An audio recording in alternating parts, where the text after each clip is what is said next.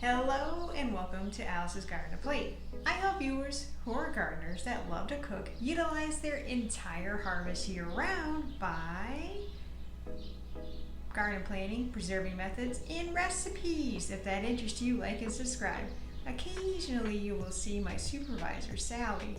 She's always watching in the background, make sure there's some quality assurance around here.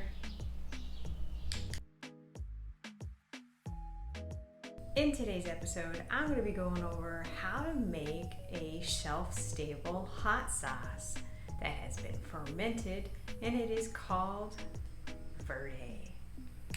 The Serrano peppers were fermented for 10 days, then separated from the brine for ease of pureeing. Pulp was removed so a better sauce consistency. Tomatillos roasted in the oven for 45 minutes to perfection in a nice seasoning combination. The roasted tomatillos were pureed and the pulp removed to have better sauce consistency later on, as you can see here. The sauce was cooked for 20 minutes. If the sauce has become too thick, you can just add the brine. If too thin, combine potato starch. Now I am filling the jars up to the bottom rim of the glass. So therefore I have the proper headroom for this. The jars were heated as well and sanitized because hot stuff goes in hot jars, so therefore there are no issues with breakage. Nobody wants that. With pressure, the lids will seal at the top of the jar.